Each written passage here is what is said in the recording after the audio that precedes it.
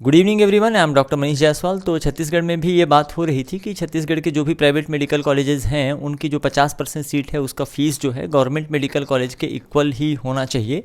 That means कि छत्तीसगढ़ में जितने भी गवर्नमेंट मेडिकल कॉलेज हैं जहाँ MBBS का कोर्स होता है और उनकी फ़ीस 50,000 पर ईयर है। 4.5 साल के लिए आपको फ़ीस देनी होती है। 1 साल का आपका इंटर्नशिप होता है, उस दौरान आपको फ़ीस पे नहीं करना होता बल्कि आपको सैलरी मिलता है या स्टाइपेंड मिलता है। तो 4.5 साल की टोटल फ़ीस होती है। तो जितने भी यहाँ पे प्राइवेट मेडिकल कॉलेज हैं उसमें 3 प्रकार के कोटा हैं। NRI कोटा है, गवर्नमेंट कोटा है और मैनेजमेंट कोटा है। NRI की जो फीस है वो थोड़ी सी अलग है, डिफरेंट है और ज़्यादा है। बाकी जो गवर्नमेंट कोटा और मैनेजमेंट कोटा है, मैं ये देख रहा हूँ कि जो राउंड 1 में बहुत सारे बच्चों को गवर्नमेंट कोटा के through private medical college allot हुआ है।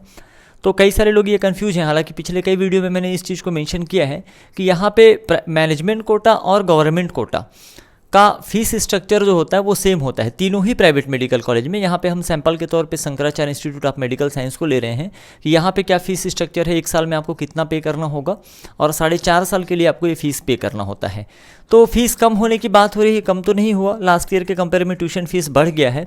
इसके अलावा जब DME ने ये नोटिफिकेशन जारी किया था, छत्तीसगढ़ डायरेक्टर मेडिकल एजुकेशन ने, तो उन्होंने क्लियरली मेंशन किया था कि ट्यूशन फीस के अतिरिक्त तो कोई और चार्ज कंपलसरी नहीं है। कंपलसरी नहीं है दैट मीन्स कि स्टूडेंट के चॉइस पे डिपेंड है कि आप कितनी फैसिलिटीज़ यूज़ करते हो, उसके अकॉर्डिंग आपको पे करना है। बट इनका देखा जाए 2023-24 बैच के लिए शंकराचार्य ने या रिम्स ने या SBIMS जो बालाजी इंस्टीट्यूट है उन्होंने जो जारी किया हुआ है एडमिशन के लिए, तो उन्होंने सेम जारी किया हुआ है।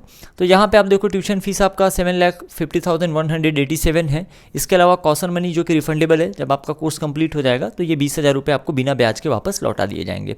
Transportation, hostel, mess fees, CME, workshop, conference, इन सबको मिला के आपको 5 लाख रुपये देना है। मतलब कुल मिला के फीस आपकी हो जाती है पर ईयर 12,70,187 रुपये, जिसमें 2 डिमांड ड्राफ्ट आपको बनवाने होंगे at the time of admission.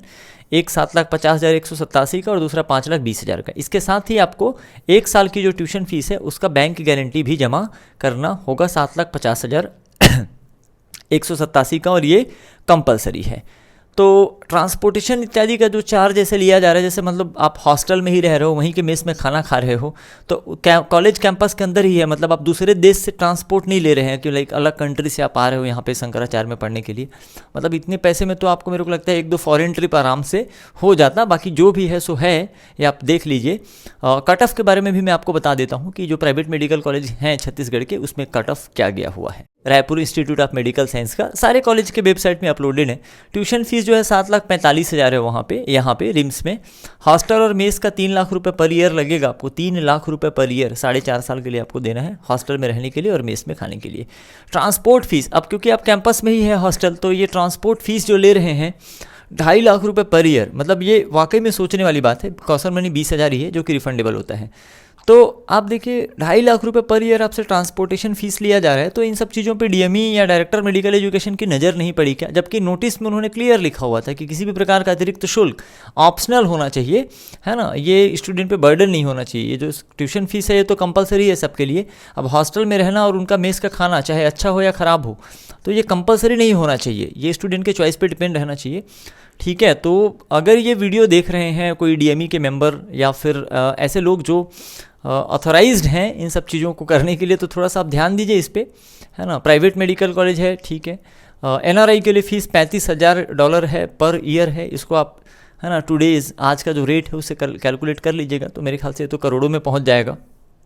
ठीक है, तो ये भी फीस स्ट्रक्चर जो है रिम्स का है। बाकी इससे रिलेटेड जो at the time of admission आपको, है ना, सेम जो है आपका डिमांड ड्राफ्ट पे करना होता है। अलग अलग नाम से डिमांड ड्राफ्ट बनाना है। यहाँ पे 3 DD है ना। बैंक गारंटी आपको यहाँ पे 7,45,187 रुपये का लगेगा, तो ये देख लीजिएगा। और बाकी डॉक्यूमेंट्स वगैरह सारी चीज़ें जो है लगभग सेम है, आप ये करा सकते हैं। ओके, ठीक है। तो आ जाते हैं हम लोग किस पे, कट ऑफ पे।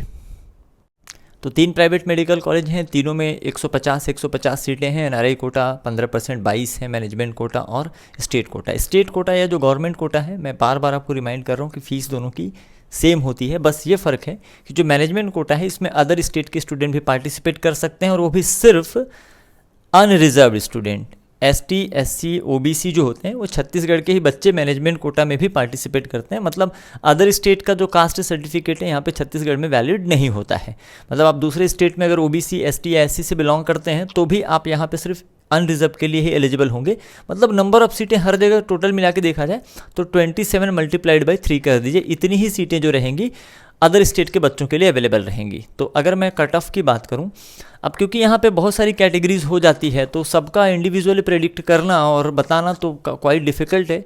पर जो कट ऑफ गया है अनरिजर्व मैनेजमेंट के लिए, स्टेट रैंक 597 को मिला है, स्टेट रैंक इसका 597 है ना। मैनेजमेंट कोटा अनरिजर्व की बात करें हम लोग, मैनेजमेंट कोटा की बात कर रहे हैं, ठीक है।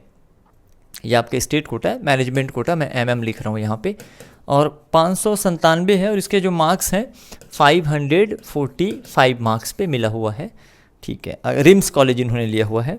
अगर OBC की बात करें मैनेजमेंट में ही, है ना, तो मैनेजमेंट में अगर OBC की बात करें तो 3627 है, और इनके जो स्टेट रैंक है जो है ना OBC का, अगर हम लोग बात करें OBC का मैनेजमेंट कोटा का 3627 रैंक है, काफ़ी पीछे है, काफ़ी डिफरेंस है। क्यों?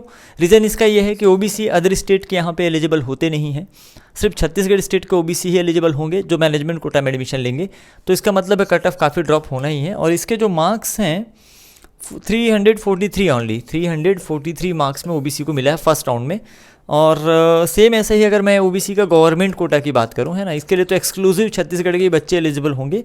तो थोड़ा सा कट ऑफ इसका 2874 रैंक है, 2874 ईयर स्टेट रैंक है, और इसके मार्क्स है 402। थोड़ा बहुत एरर हो सकता है इसमें क्योंकि सबको एनालाइज करना और इतना सारा डिफरेंट हो जाता है।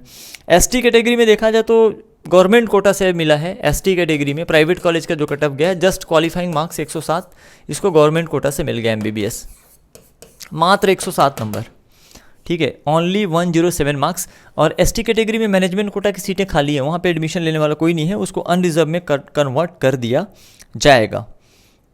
ऐसे ही अगर हम SC कैटेगरी की बात करें तो मैनेजमेंट कोटा, अगर हम बात करें SC कैटेगरी का मैनेजमेंट कोटा की बात कर रहे हैं, ठीक है, तो SC कैटेगरी में 5270 रैंक, 5270 रैंक स्टेट रैंक है, और इनके मार्क्स हैं मात्र 188 नंबर हैं, 188 मार्क्स पे इनको मिला हुआ है। तो मतलब 188 नंबर पे मिला है, 107 नंबर पे मिला है। OBC की हम लोग बात करें तो 343 पे मैनेजमेंट कोटा गया है और गवर्नमेंट कोटा 402 गया है, जो कि अगले राउंड में और ड्रॉप हो जाएगा। हाँ, अदर स्टेट के स्टूडेंट के लिए जो फिलहाल कट ऑफ है वो 545 है। क्यों? नंबर ऑफ़ सीटें, क्योंकि 58% रिजर्वेशन कर दिया गया है, 58%, तो नंबर ऑफ़ सीटें जो हैं काफ़ी, है ना, चेंज हो गई हैं अनरिजर्व के लिए।